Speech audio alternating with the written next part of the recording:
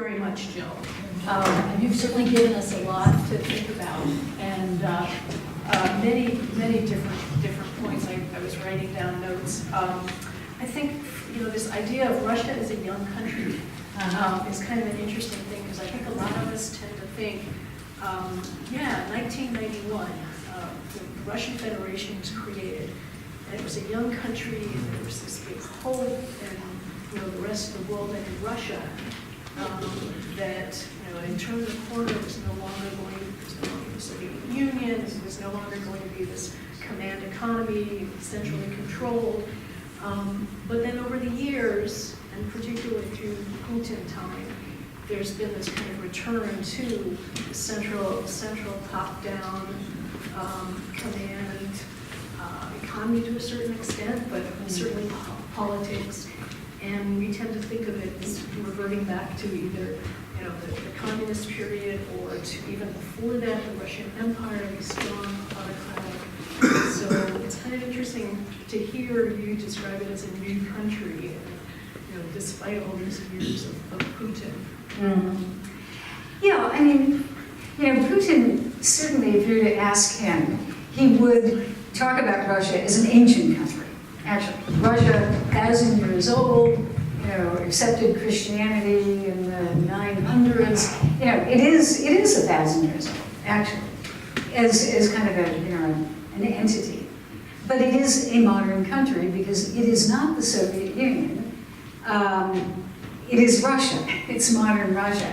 And it is still trying to pull together different systems. And I think if you look at the early Yeltsin days, there was a lot of very, very rapid change. I mean, Yeltsin said to the regions, well, let's take it back. Let's take it to the Soviet Union. You had this enormous country that spread from, let's say, Ukraine right up to the border of Eastern Europe, and then spread 11 time zones, and it still is 11 time zones, although they put it back to 9, but I think we're back to 11 time zones.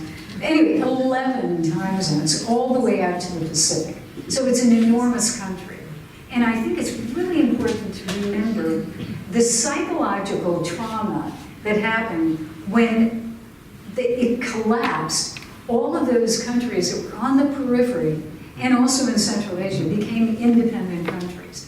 So there is that Putin has referred to that as the greatest geopolitical tragedy, of modern times. That's not an exact quote, but what he believed was that this country had been essentially, the Soviet Union, ripped apart, and Russians were left, ethnic Russians, were left in other countries. That's the way he looks at it. And so as he looks at this is not exactly answering your question, but I think psychologically it's important that he believes that as the United States had the Monroe Doctrine in the 1800s, that Russia has kind of a privileged area in these countries that used to be part of the Soviet Union, especially Ukraine. There's Ukraine, Belarus, places that were very ethnically, connected to Russia, and they still think that it's kind of their neighborhood. So it's a modern country, but it still thinks of the Soviet Union. And for young people, like 17-year-olds, they think of Russia as a big country, even though it is smaller than it used to be, but geographically it's big. And it always had enormous heft ever since, well, easily the 1800s, but you could go back to the 1700s, where it was a major player in the world since Peter the Great, let's say. So they're young, but they think old. And so that plays a role. And then the institutions that existed, think of all of the I think of, let's say, the end of the Soviet Union as a person's body that all of a sudden the backbone falls out. What's left? The Communist Party and the structure of the Communist Party really created society. It was people worked, lived, were educated, got health care, etc., and had their ideology from the Communist Party. That's suddenly over, 1991. And what's left? Those, let's call them civic structures, had to be rebuilt. And during Yeltsin, it was quite chaotic. It began, but then Putin comes in and sees this chaos and says, I'm going to straighten this out. And so he begins to pull in the reins. This is very simplistic, but it's really true. He begins to pull in the reins and control things. And so he has a power vertical, which he believes is saving Russia from disintegration again. He believes that that is a value, to save it from chaos. Whereas we look at it as control. But there is a narrative. I think there's a narrative coming from China and from Russia, which says, look at the chaos in the United States right now. Look at the political chaos. Look at the inability of Congress to pass any laws. Look at their social chaos, racial disparity, economic disparity, shooting young black men, etc. They do look at this and they say, is that what you want? Is this the democracy that you want? Putin is very disparaging about that image of democracy. So it's not as easy to say, young, old, democratic, not. I really believe that a lot of this is lived in the memories and the minds of people. The people who grew up in the Soviet Union, part of it's still in them. That's they grew up in it. And the young people who know nothing but Putin have a different approach. That's why I think the young people are very interested. And one thing I would add, that Madeleine Albright talks about how after the breakup of the Soviet Union, she was doing focus groups in various cities.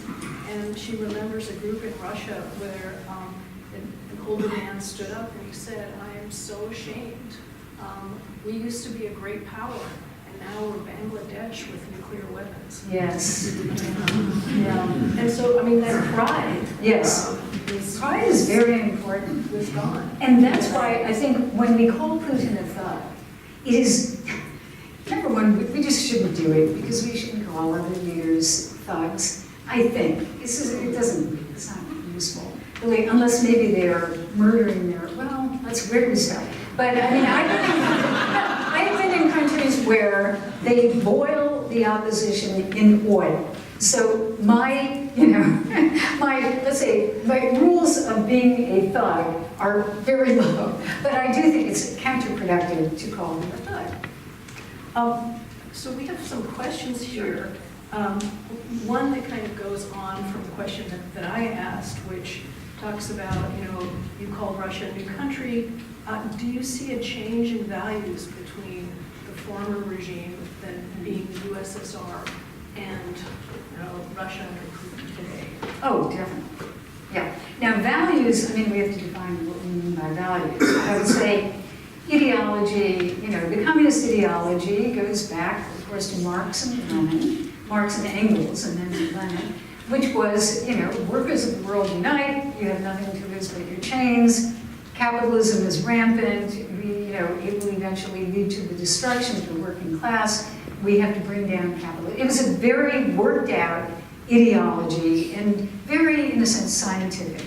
And that is what they based it on, their entire structure. And that is also what they proselytized around the world. And it found a lot of reception in developing countries. I remember when I was studying, I studied when I was 19, I just turned 20, and I studied in Leningrad at the time at Leningrad State University. And there were a lot of students from other countries, including Africa.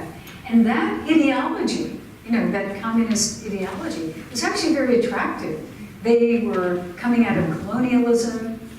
They felt that capitalism was a malign influence in their countries. And this is a pretty attractive idea.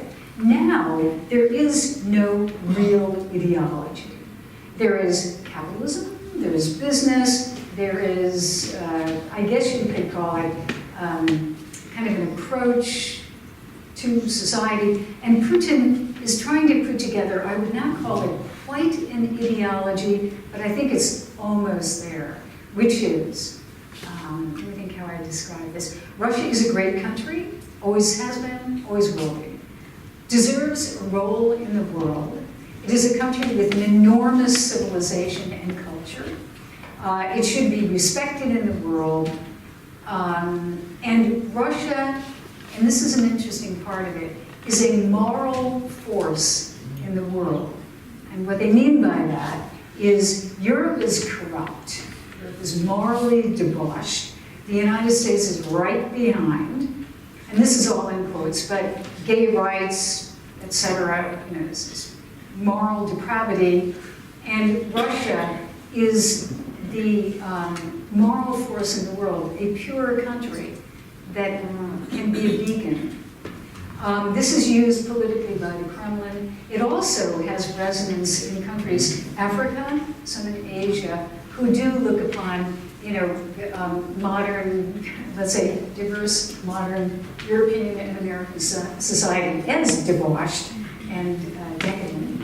And so that works too, but it doesn't quite work in Moscow, where there are a whole lot of people who are just like people here. It's kind of like being in New York, and there are a lot of people who do not accept that ideology at all. So it's a work in progress.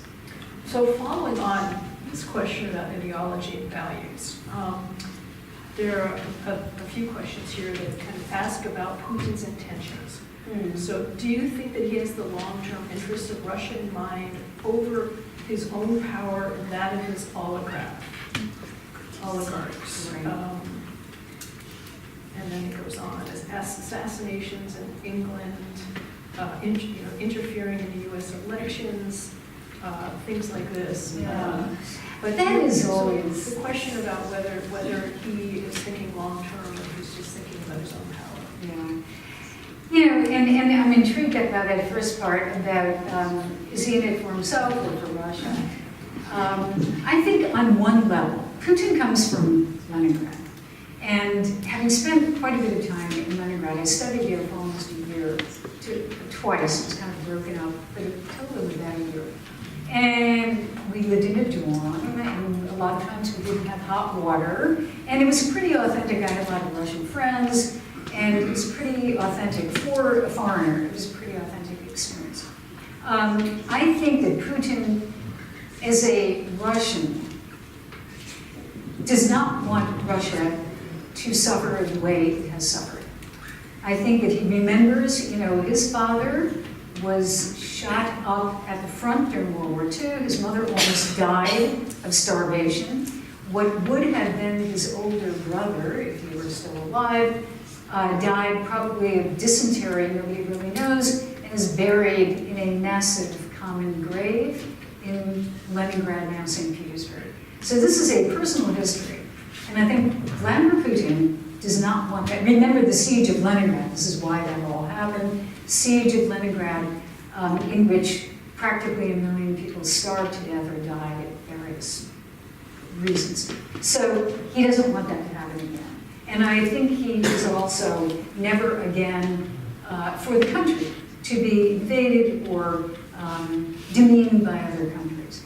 That said, Putin is the head of a structure which it has a lot of, you know, controls the country and controls the country economically and politically. And there is a high level of corruption. And so where his interests, you know, begin and the nations begin is very, very hard to define. I mean, he thinks that he is good for the country. He thinks that his rule, which is, you know, pretty straight ahead, this vertical, power vertical, is good for Russia. Now, he benefits from it, and so do the guys who are the oligarchs who are, you know, working with him and in bed with him in controlling the economy. And that's where you get, you know, is it good for Russia? I personally do not think that is good for Russia. Obviously, you know, corruption, high level of corruption, controlled by one controlling group that will not trust an average person to start his own business, would shake him down. That is not good for Russia. But this is a debate. I mean, I think every time I think of Russia nowadays, I think of China. Because China also has an approach that you need a very strong government and you need control in order to move ahead. And so I don't agree with this, but there are some people who would say, look, it's just the price of doing business. You know, you have to run the country and you have to be kind of ruthless sometimes, and that's just the way it is. I don't agree with it, but that's many people. So there are a number of questions to ask about the oligarchs and the role of the Our oligarchs favorite. controlling Our the favorite economy and whether it's possible to modernize, given their whole hold on the economy. And there's a related question. Has Putin committed crimes to gain hold on power to such a scale that he can never leave power without fear of consequences? Will he ever leave power? Well, I mean, he's going to die. So, thank you. Like all of us, he will pass on. I think that right now he is not going to say, here's my, like Boris Yeltsin, he's not going to be like Yeltsin and say, here's the guy that I want to take over when I'm gone.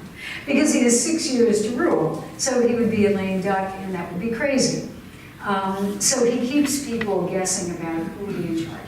He has, however, brought in a cadre of quite smart technocrats, moving them into the government, in positions kind of out in the provinces and different places. They're all like 30-somethings, and they're actually quite impressive. So he's doing that.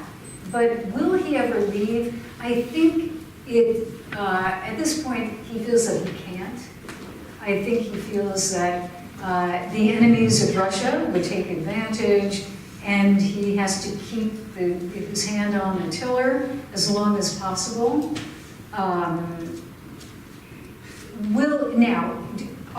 Has he done such terrible things that he would be, what was it, kind of, arrested or something like that? Has Putin committed crimes to gain hold, to gain and hold on to power to such a scale that he can never leave power without fear of consequences? Yeah. What those consequences would be? Would he be overthrown? Certainly he worries about that. Certainly he thinks that the United States would love to do that. I think he actually does believe that the United States would like to overthrow him, or at least weaken his rule. So he's worried about that. Has he committed so many crimes? You know, I think you would have to say that there have been a string of people who died internationally who the evidence seems to point that there was government interference, specifically the KGB or the GRU, which is kind of a military branch. But certainly these people are not just dying by accident. Now, does Putin say, kill him? I don't think Putin has to. I think that if they become a threat to the system, then the system itself begins to take action to control these people. I don't see, other than corruption I think is a more serious thing. But could we ever find out even how much money Putin has? You know, many people say that he is the richest man in the world, but nobody knows. There are estimates that he has $200 billion stashed away someplace. He may be the richest man in the world, but nobody knows. Nobody can prove it. And you know, at that point, if you've got $1 billion or you've got $200 billion, I think it makes so much difference. It's really power and what you do with it. So, no, I don't think he's going to leave willingly soon, but I think eventually, 6 years from now, he'll be 71.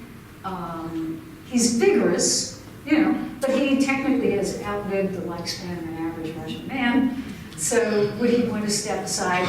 Maybe. I don't know. It's very hard to say. 6 years in Russia is really like, it's kind of like dog years, you know. It really, 1 year in Russia, you're exhausted. A lot happens in 1 year in Russia. So 6 years from now, I don't know. Thank you for that. There are a number of other questions about what was Putin's role in the U.S. elections. Oh, boy. That's my least favorite subject because I don't totally know Mr. Mueller obviously does, and eventually he'll come out with his report. I will say, a person asked me at noon about that, and I'll give you just a shorthand of what I think happened.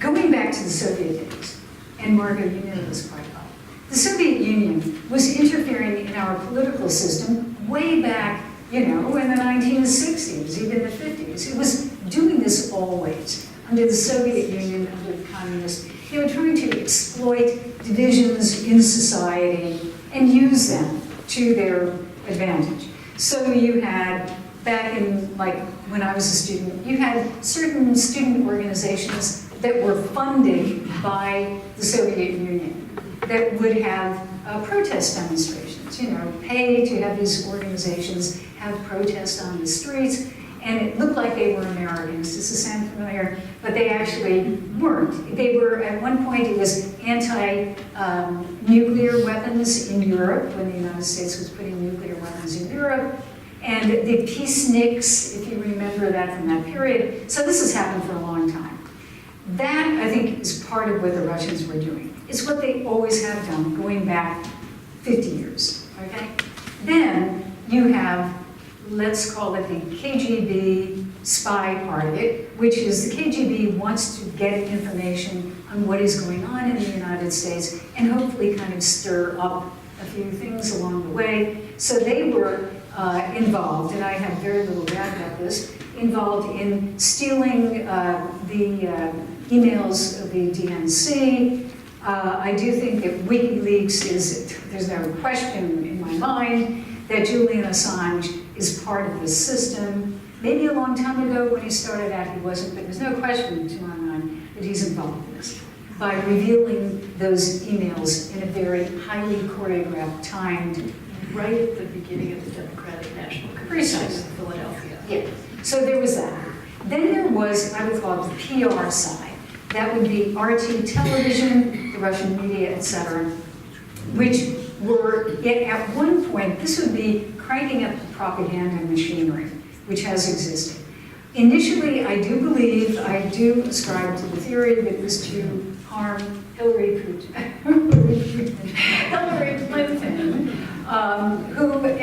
Putin has no love lost for Hillary Clinton because he believes that she is a very tough broad who was going to make his life miserable should she become president, but more seriously, that she was involved in stirring up protests against the Russian government, against Putin in 2012. And he believes that she was trying to incite and foment revolution, color revolutions, kind of like a la what happened in Georgia and Ukraine. Blames her for that. This could be some payback. And what they wanted to do, this is my theory, but from everything that I know, was they wanted to wound her, damage her, so that when she got into the presidency, which they expected would happen, she would be kind of, she'd have a lot of baggage. She would be depicted as a feeble old lady on the verge of death. A lot of Russian propaganda during the election was, she's sick, she's old, she's going to die.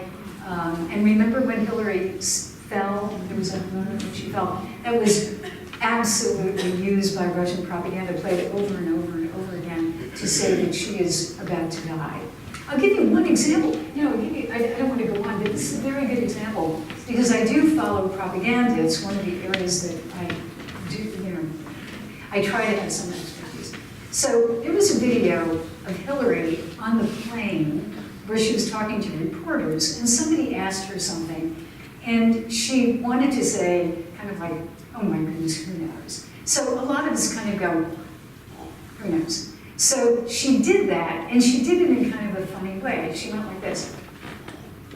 So that video was taken, and then it was turned into kind of a GIF. It was repeated. So the video came out as, and anyone who's on social media knows this, she was going like this. So, I mean, she looked crazy. And that was used by the Russian media and then came swirling around the world back to very ultra-conservative groups that were playing that and saying, Hillary Clinton is crazy. She's losing it. she's feeble. So that's the type of propaganda. Because of the internet, which weaponized and then, let's say, put a power tool to it, this was something that didn't exist in the old Soviet days. But many of the things that they were doing were kind of old Soviet approaches, but they were turbocharged by the internet and by social media. So I think, if you going back again, we have the old techniques, the military side, the propaganda side, which was enabled by people like Julian Assange, and then the Kremlin PR cranking up. And then the last thing, were they trying to help Donald Trump? I do believe that they were trying to help Donald Trump because I looked at the coverage every day. I was in Russia a lot of that period, and I also was in Estonia, a place that I go to a lot for conferences. And I worked there, did some research. They were definitely praising Trump, making him look like a very good candidate. And in fairness, they wanted that because they felt that Trump would improve relations. I mean, it makes sense that they would like Trump because Trump said, can't we be friends with Russia? So I'm trying to give kind of a benign interpretation to this. There's a more malign interpretation. But I definitely think that they, to a certain extent, were trying to help Donald Trump. So all of that put together is, I think, what happened. The collusion part is what is not clear. Did the Trump campaign, did President Trump or his people actually actively work or cooperate with the Russians to do that?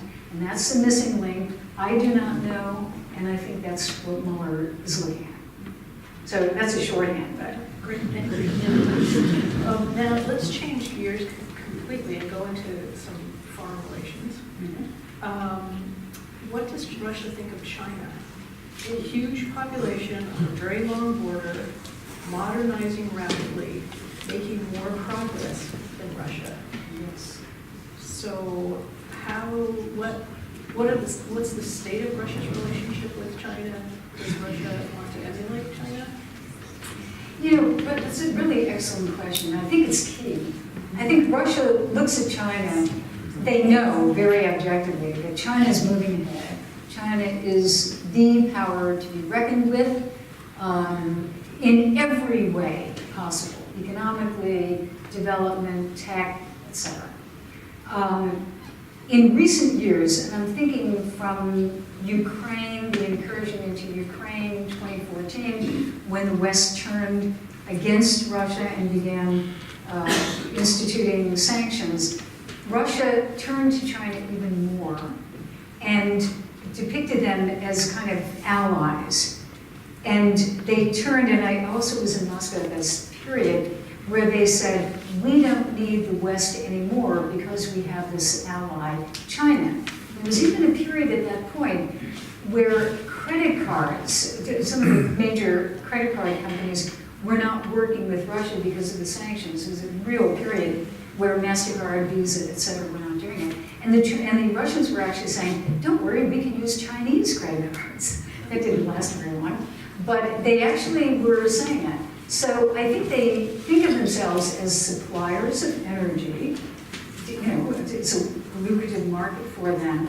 They try to bargain with the Chinese. I think the Chinese are better bargainers on this. But rhetorically, they look at China as an ally. And it's usually in the context of, we'll show the West, won't we?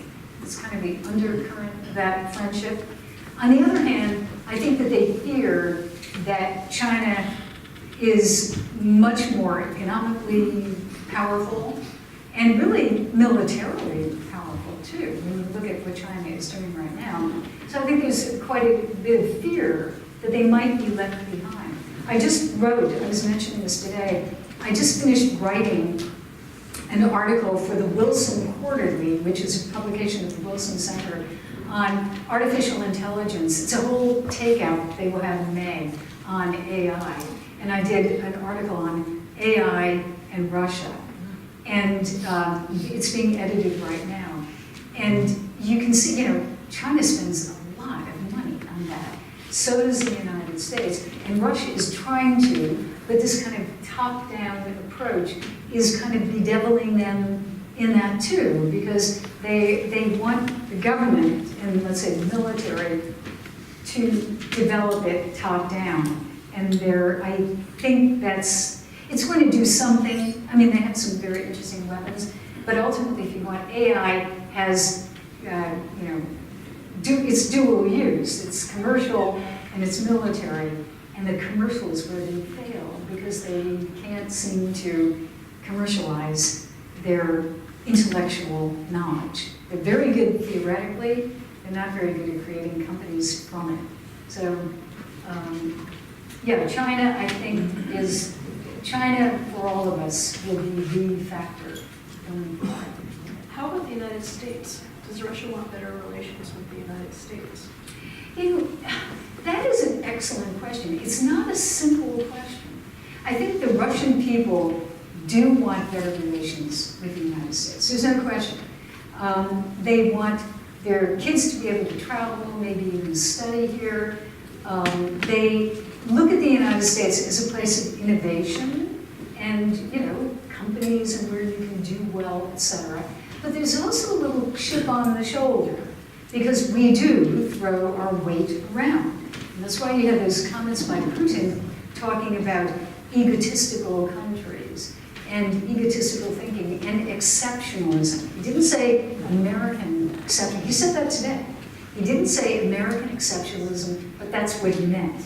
So at the same time that Russians, I think, kind of respect the United States for our ability to get things done, there's a chip on the shoulder because we are the big guys in the neighborhood, the clods who run around kind of like the bull in the china shop, ruining countries, especially in the Middle East. That is the way they look at it.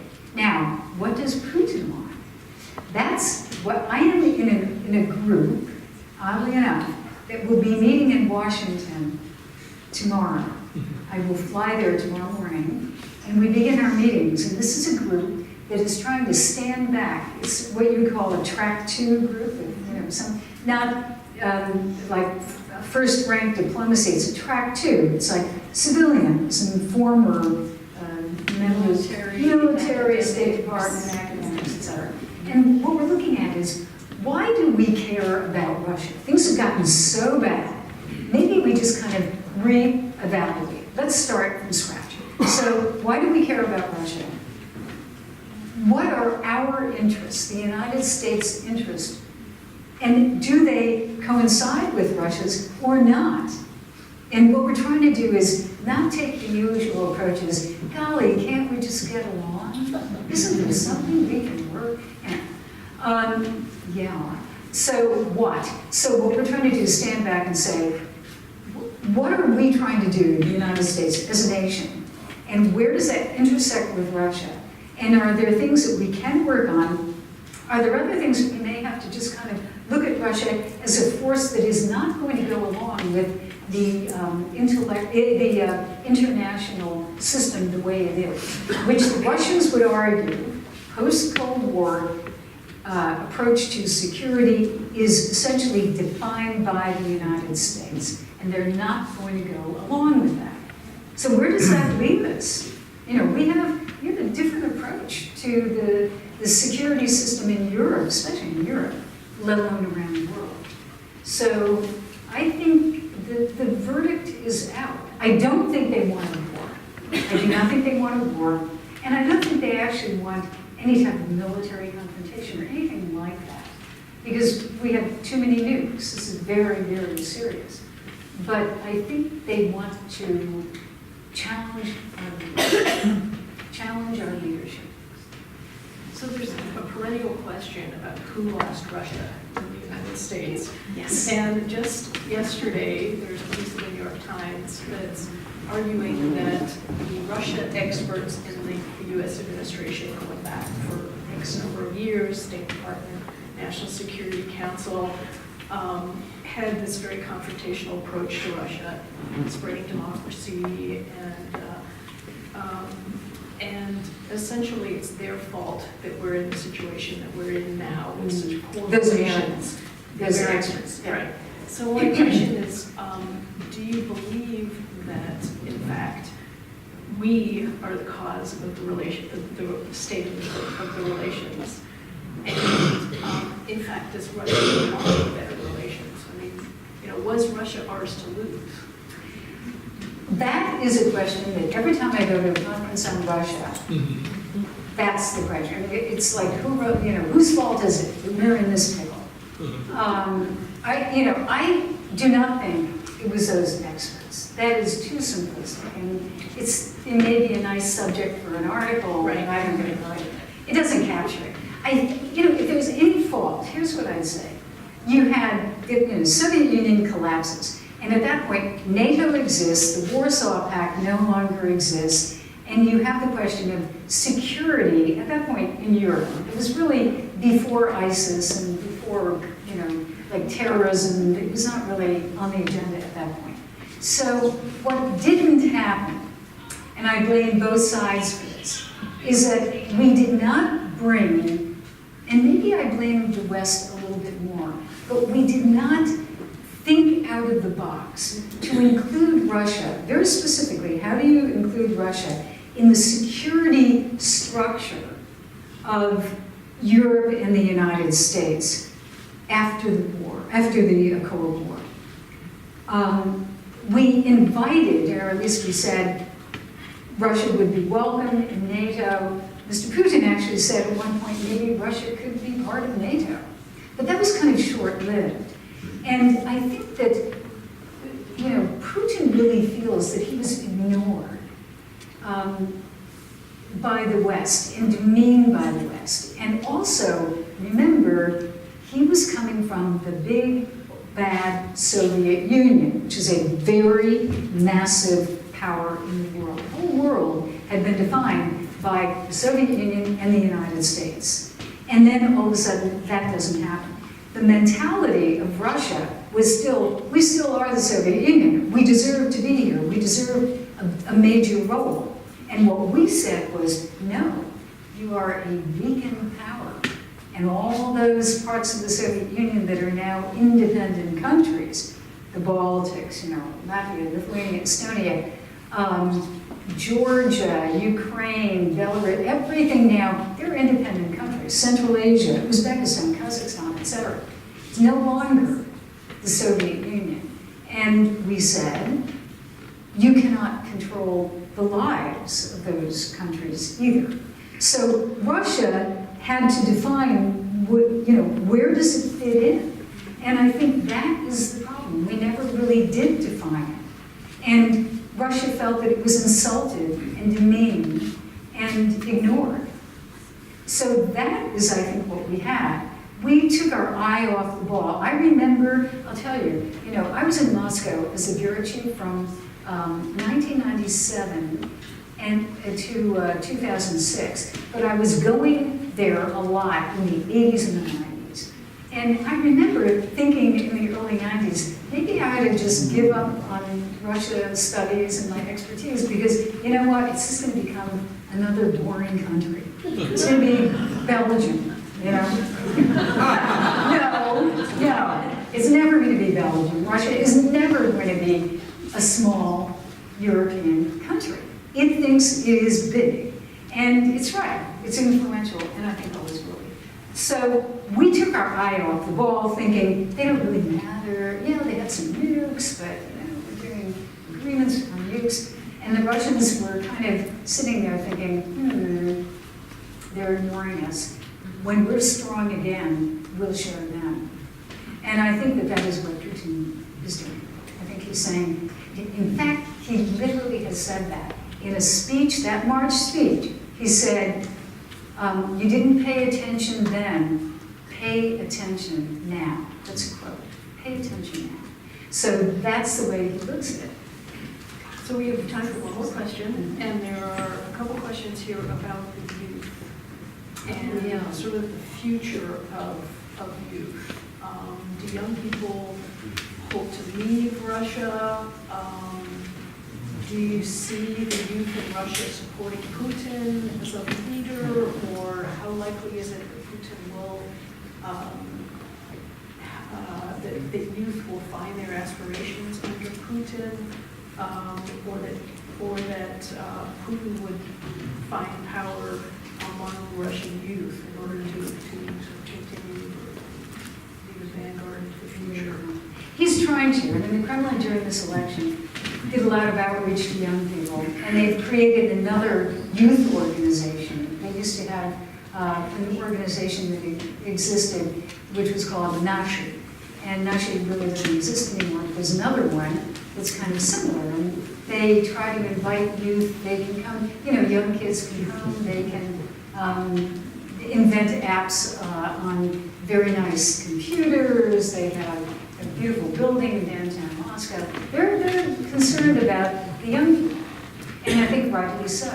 So those young people, I don't think they want to leave. I think Russians, there's a real draw, I think, among many Russians at any age, a draw culturally and their affinity for Russia, the culture, the language.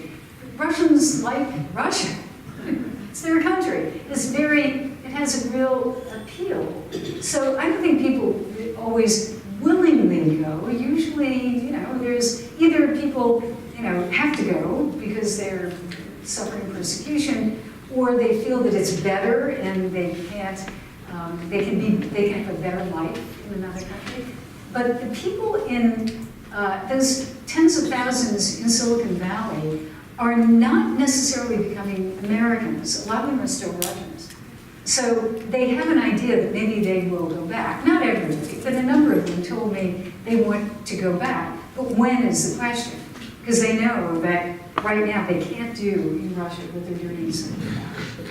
So I think that's part of it. There is a brain drain. Putin is trying to turn that around. Ever since the poisoning of Skripal, there's now, they are urging people, the oligarchs, to take their kids back to Russia. Take them out of those London schools. Take them, those snazzy London schools. Take them back to Russia. And they've started a new institution, like a university, that they're actually trying to start to attract. It will be really sophisticated and really nice, and trying to attract young people back. But I think I remember, I'll give you this and kind of end on this. In the summer, I think it was August of last year, I was in Moscow, and there were protest demonstrations against Putin and the government. So it was called by Mr. Navalny, Alexei Navalny. So there were thousands of people on the streets, the main drag in Moscow. We were looking for a place to get a big wide shot, and this is a CNN crew. So I saw these people up on a balcony on one of the buildings, and I said, hey, can we come up? And they said, yeah, come on. So we go up the stairs, and it turns out it's one of these kind of like offices where you can rent the office space for like an hour or two that we have. And it is a coffee bar, and we're drinking espresso, and it was a very cool, really nice space, kind of like something you'd see in Seattle. And so the crew is taking pictures, and I go over to the window, and I'm looking down at all these people. And one of the young people, the young guys, comes in. He's probably like maximum 18. And he's standing there, and at that very moment, these kids who have signs like Putin, get lost signs, but they also, at that moment, they start singing the Russian national anthem. And I thought, that is really amazing. And so this young kid is standing next to the window. We're the only ones in this room. I'm at the window looking over, and this young kid, I'm sure ignoring me completely, is looking out the window, and he begins to sing the Russian national anthem. I mean, it really almost, brings tears to my eyes, because this kid is not, he wants a future, and he wants a future in Russia. But so he's proud of Russia. He doesn't, I'm sure, I never talked to him, I never asked anything, but he's standing there singing the national anthem. And I found it very moving, obviously. So what is going on in his mind? And the only way I can put it together is that he wants a different Russia. He wants a more modern, progressive, entrepreneurial country where he can do what he wants to do with his life, which will be free of bureaucratic government control, will be free of the old guys who are running the country with an enormous amount of corruption. And he wants to be like everybody else in the world. He wants a chance, and he wants to be respected. This is what I take away from that. So I think that's, this generation, remember, they've known nobody but Putin. This kid's 18, Putin's been in power for 18 years. So they have known nobody but him. So they owe some of their good life to Putin. Because Putin actually did, in his early days, improve the economy, massively improve the economy. And so they're living the good life. And they have computers, and they have iPhones, and they have everything because of that better life. But now they want something else. And I don't think Putin at this point really is quite capable of giving it to them. And it's undefined. But it is respect for them as a person. Very different from Russians, certainly, in their 30s and 40s, and certainly my age. But they are proud of Russia. One caveat, finally. They are proud of Russia. And so that pride in Russia can be turned by leaders who want to exploit that into nationalism. And that's where I think it gets dangerous. I'm depicting it as something that's very heartrending, and it is. It is very touching. But I think an unscrupulous leader could exploit that and turn it into nationalism. We see that in many countries. So, it's dangerous because it's not, it's in a lot of countries. So it can be exploited. And that's what I would be careful of. I would not insult Russia. I would try to work with them, because once you start insulting them, it's going to backfire. And these young people, even like Putin himself, want respect. So I'll end on that. Thank you. Those were great questions. Thank you very much.